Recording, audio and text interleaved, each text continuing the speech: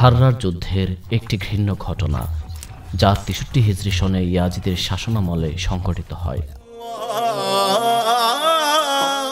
কারবালার ঘটনার পর মদিনাবাসী যখন ইয়াজিদের বায়াতকে অস্বীকার করল, তখন ইয়াজিদ মদিনা আক্রমণের জন্য মুসলিম বিন উকবার নেতৃত্বে ১২ মতান্তরে ২০,০০০ সৈন্য পাঠালো। সৈন্যবাহিনী হাররা নামক স্থানে গিয়ে তাঁবু গাড়ল, তাই এই ঘটনাকে হাররার যুদ্ধ নামে অভিহিত করা হয়। তারা মদিনায় বসবাসরত মানুষ এবং প্রিয় নবী সাল্লাল্লাহু তাআলা আলাইহি ওয়াসাল্লামের প্রিয় সাহাবীদের প্রতি অবর্ণনীয় অত্যাচার চালালো।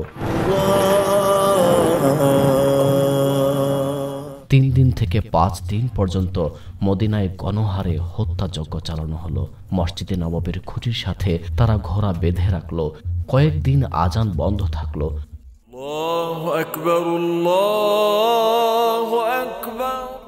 মদিনার অলিগলিতে সাহাবা ও তাবেঈনদের রক্ত পানির মতো প্রবাহিত হলো।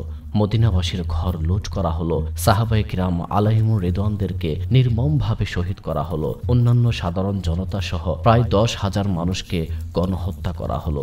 যুবকদেরকে বন্দী করা হলো। ইয়াজিদ বাহিনীর অত্যাচার এবং বর্বরতার কারণে ৩ দিন পর্যন্ত মসজিদে নববীতে নামাজ আদায় করা সম্ভব হয়নি। মদিনায় ধ্বংসযজ্ঞ চালানোর পর তারা মক্কা মুকাররমার দিকে অগ্রসর হলো। মক্কায় পৌঁছে ইয়াজিদ বাহিনী এত পাথর নিক্ষেপ করল যে মসজিদুল হারাম শরীফের আঙ্গিনা পাথরে ভরে গেল। মসজিদুল হারাম শরীফের স্তম্ভ ভেঙে পড়ল এবং কাবা শরীফের ছাদ ও গিলাফে আগুন ধরিয়ে দিল। এই অত্যাচার ও বর্বরতার ধারাবাহিকতা ইয়াজিদের মৃত্যু অবধি বহাল ছিল। ইয়াজিদের মৃত্যু সংবাদ পাওয়ার সাথে সাথে হযরত ইবনে জুবাইর রাদিয়াল্লাহু তাআলা আনহু উচ্চস্বরে বললেন, হে শামবাসী, তোমাদের বাদশাহ ধ্বংস হয়ে গেছে। আর এভাবেই মক্কাবাসী তাদের অত্যাচার থেকে রক্ষা পেল।